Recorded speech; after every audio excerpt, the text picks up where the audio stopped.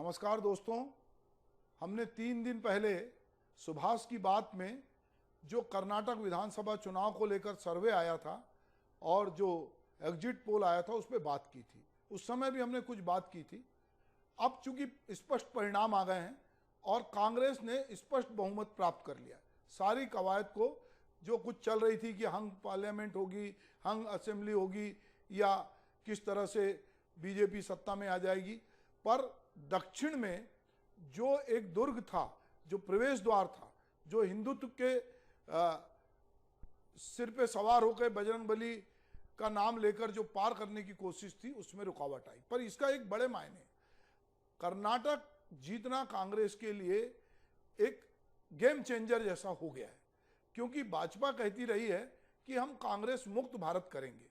पर इस साल यदि हम देखें 2 चुनाव, हिमाचल का चुनाव देखें तो कांग्रेस जीतती है, फिर कर्नाटक का चुनाव कांग्रेस जीतती है, और अभी राजस्थान, मध्य प्रदेश और छत्तीसगढ़ में चुनाव है। मध्य प्रदेश को अगर हम याद करते हैं तो मध्य प्रदेश में पिछली बार कांग्रेस की सरकार बनी, पर बाद में उठापटक कर कर वहां पर विधायकों के इस्तीफे दिलाकर भाजपा सत्ता में आ गई। महाराष्ट्र में भी हाल ही में लोगों ने देखा कि शिवसेना में तोड़फोड़ करके वहां पर एक नई सरकार जो थी वो भाजपा ने बनवा दी। तो लोगों को आशंका थी कि अगर जो कर्नाटक में इसके पहले भी हुआ था कि कांग्रेस के कुछ लोगों को तोड़कर, कुछ लोगों को प्रलोभन देकर वहां पर भाजपा की सरकार बनी थी।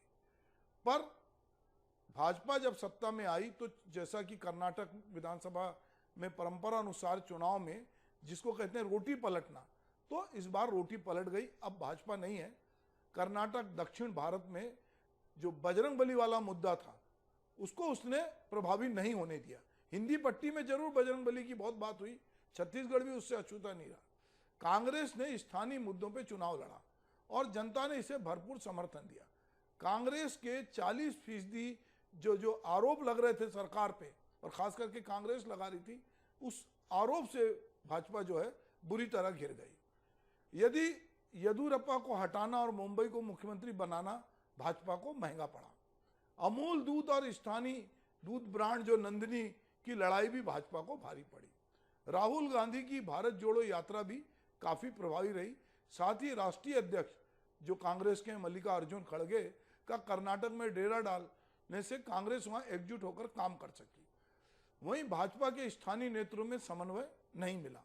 तो ये कुछ ऐसी बातें थी जिनको लेकर आज दिन भर टीवी चैनलों पर अलग अलग विशेषज्ञ बात करते रहे।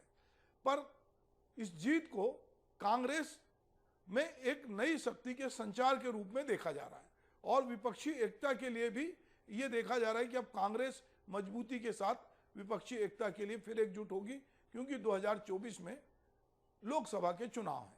मोदी जी जो स्टार प्रचारक थे और जिनके लिए कहते थे कि मोदी है तो मुमकिन है, ये जो भ्रम था ये भी टूटा, और कर्नाटक में मोदी जी की तमाम सभाएं और बजरंग दल के प्रतिबंध को बजरंगबली बताकर जो प्रचारित किया गया वो भी कहीं मुंह की खाया।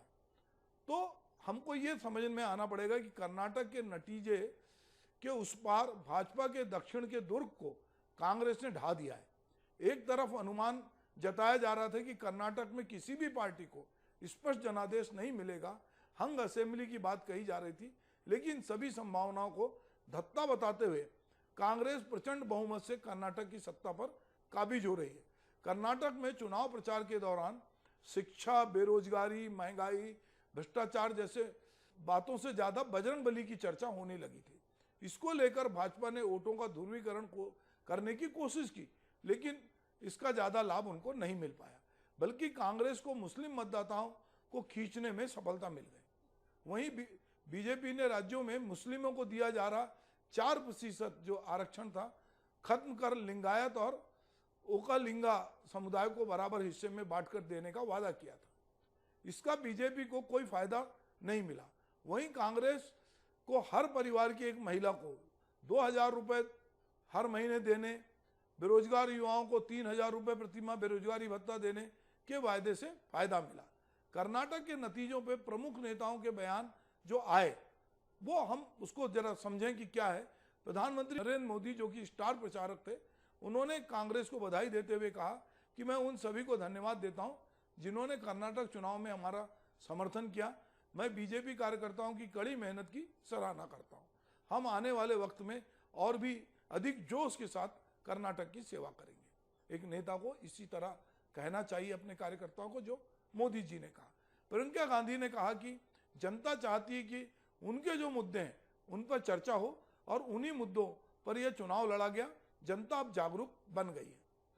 छत्तीसगढ़ के मुख्यमंत्री भूपेश बघेल जो चुनाव प्रचार करने भी गए थे, और जब वहां का घोषणा पत्र तैयार हुआ तो उसमें छत्तीसगढ़ मॉडल की भी बहुत सारी चीजें समाहित की गई थी। उन्होंने कहा कि भारतीय जनता पार्टी बीजेपी को एहसास हो गया था कि वह कर्नाटक में हारने वाली है।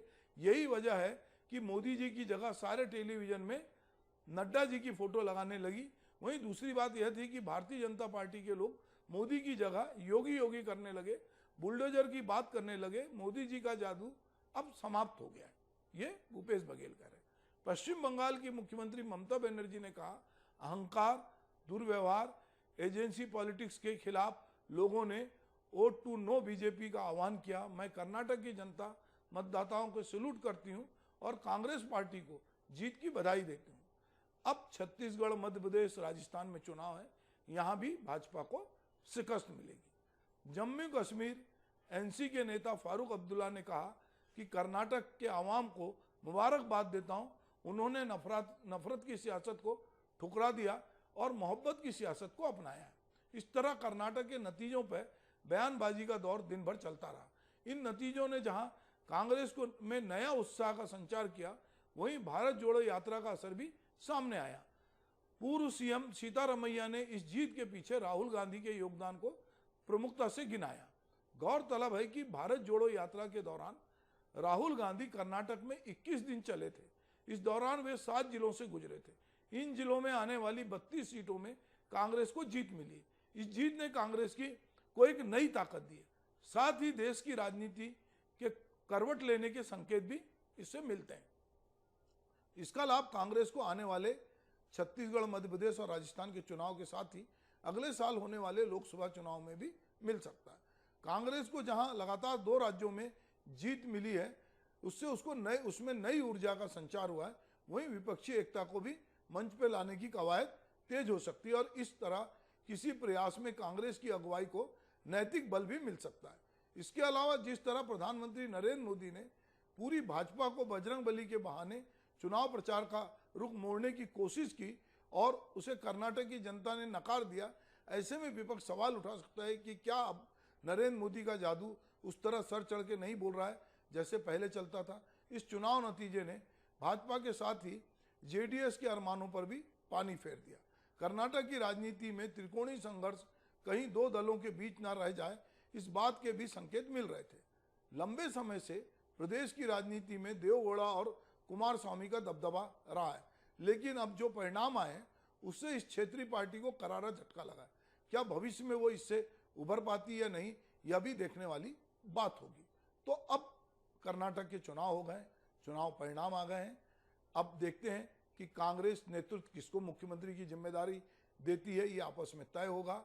और आगे कांग्रेस को चूंकि अगले चुनाव में जाना है, इसी साल 3 विधानसभा के चुनाव हैं और उसके बाद लोकसभा के चुनाव हैं, तो कांग्रेसी नेतृत्व को ये देखना पड़ेगा कि कहीं राजस्थान की तरह झगड़े ना शुरू हो जाएं, कहीं मध्य प्रदेश की तरह सत्ता हाथ से ना चली जाए, कहीं छत्तीसगढ़ की तरह मुख्यमंत्री के बहुत सारे दावेदार ना खड़े हो जाएं और कांग्रेस के लोग आपस में ना उलझें।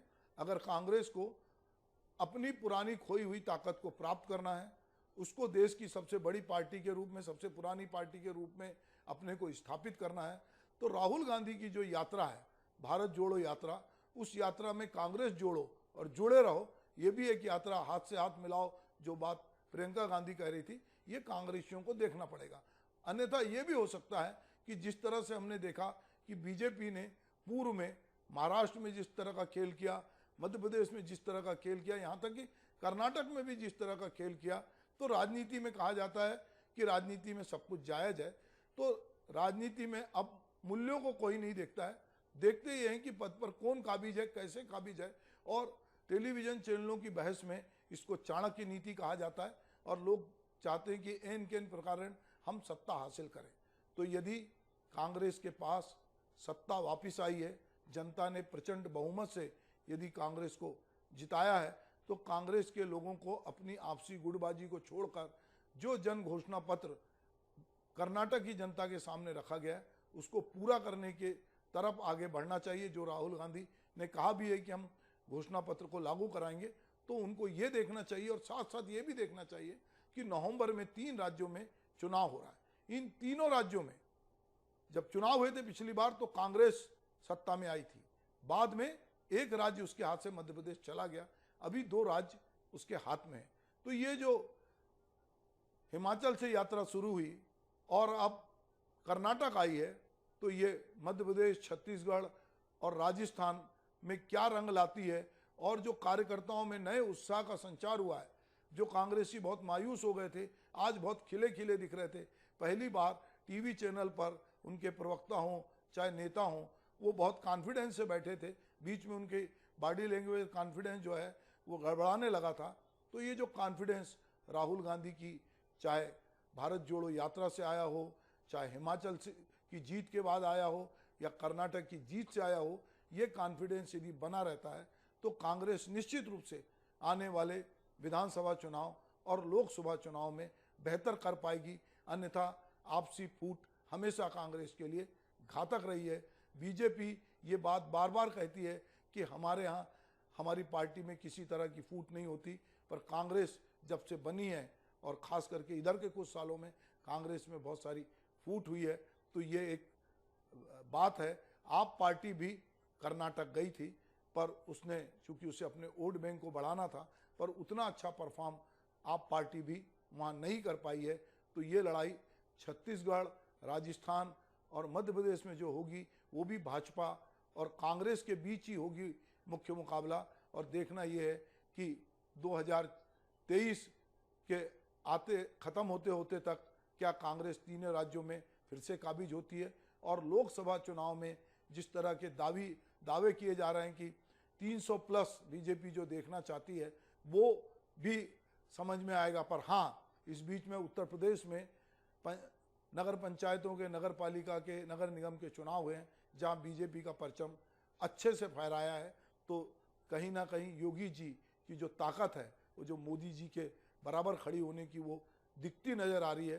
तो बहुत मज़ेदार रंग होने वाले आने वाले चुनाव में। तो जो मोदी मोदी की जगह योगी योगी के नारे लग रहे थे, तो आने वाले समय में देखना होगा कि क्या राजनीतिक परिदृश्य बनता है। पर फिलवक्त हम ये कह सकते हैं कि जो कर्नाटक के चुनाव हैं उसने कांग्रेस में एक नई ऊर्जा का संचार किया है। नमस्कार।